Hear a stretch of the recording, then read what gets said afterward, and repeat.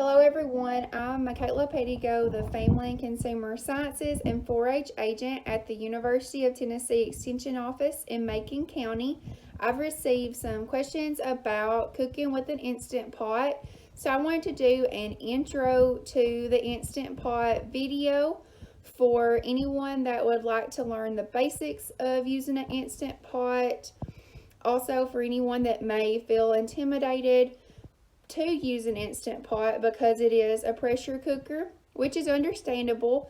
It is a very powerful kitchen appliance, and we want you to understand that there are safety mechanisms in place to keep you safe while using an Instant Pot in the correct manner and to assure that everything on your Instant Pot is working properly before you use the Instant Pot for your safety. So I hope that today that I can help relieve some of your concerns about using an Instant Pot and to help you feel more comfortable using your Instant Pot. This is a great time to use your Instant Pot for cooking meals throughout the day. We're going to cover the main parts of an Instant Pot. I'm going to do an initial test run that will test your Instant Pot to see if it's working properly, and also I'm going to cover some of the main safeguards. All of this information is located in your manual, but I thought this might help some people feel more comfortable seeing someone else using it and talking through it. So I hope you all enjoy. This is my Instant Pot. I'm going to go over the main parts. This is the control panel, and you can see it has all of the functions available on it. Please follow an Instant Pot specific recipe to use which function that it calls for. I use the manual function the majority of the time because most of my recipes call for that. I'm going to plug in the Instant Pot, and it displays off first. You have to hit one of the functions for it to turn on. I'm going to talk about the lid right now. So if you're ever picking up the Instant Pot, please use the handles when it is not pressurized or coming to pressure. This is the steam release handle, and you can see that it says venting here, sealing in the middle, and then venting on the other side. So whenever you are wanting the Instant Pot to come to pressure, you want the handle to be to sealing. When you're wanting to vent, you will move it to venting very carefully. This red button here, that is the float valve. And we're going to open the lid so you can see the inside. This is the inside of where the float valve stays in place, and it moves up and down. It will pop up when it comes to pressure. It will be up. The inside of the lid, you can see around the inside, it has this silicone sealing ring. This needs to be in your Instant Pot at all times when you're trying to use your Instant Pot to come to pressure. And this is the anti-block shield. This is on the opposite side of the steam release handle. So it just pops off, and it helps to keep that in place. Always check this and any part on the Instant Pot. If it looks dirty, make sure that you clean it. Usually the lid does not get very dirty with each use, so you can rinse off the parts, but if it does start to get dirty, or if it is dirty, you need to wash it. This is the inner pot of the Instant Pot. As you can see, it's labeled 1/2 line and 2/3 line. The majority of the time, we do not want to fill past the 2/3 line. But if you have anything that may be expanding, such as rice or pasta or vegetables or beans, that does not need to go past the half line. That's liquid and solids.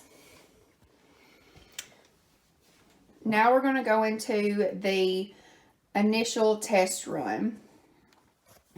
So I'm going to put in 3 cups of water to the Instant Pot that I measured out. And I'm going to put the lid on.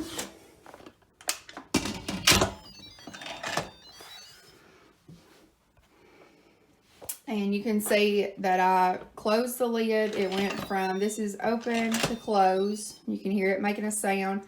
I cannot open this lid right now, and it's not even to pressure yet. It's stable there. Always make sure that it is closed before you try to bring it to pressure.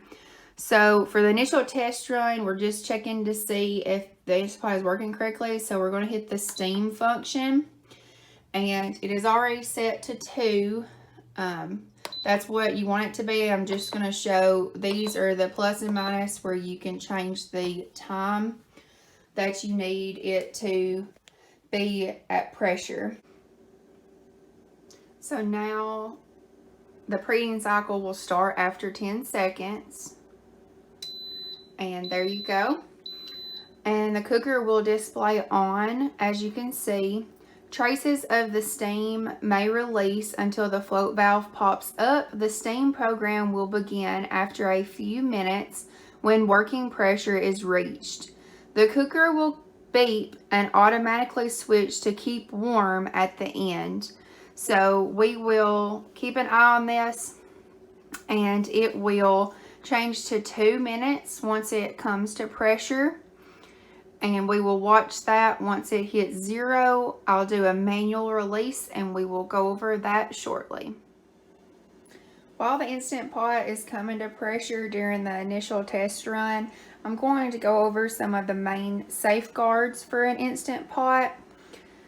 When the Instant Pot is not in use, so it's not coming to pressure and you're not using it, please use the handles on both sides. If Instant Pot is coming to pressure, please do not touch the metal pieces on top of the Instant Pot. They tend to get very hot during the pressurizing process.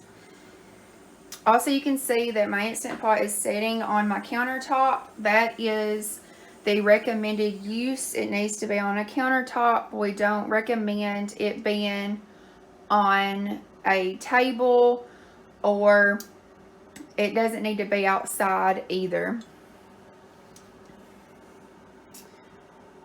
Never try to deep fry or pressure fry in the Instant Pot with oil.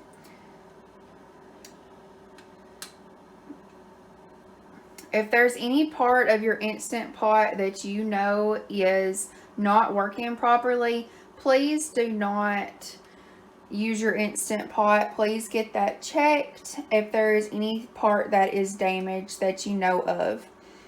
Do not attempt to open the pressure cooker if it is coming to pressure.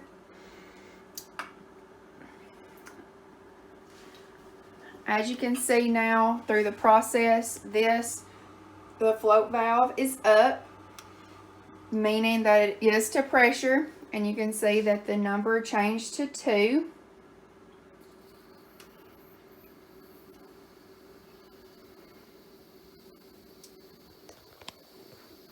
So we will monitor this.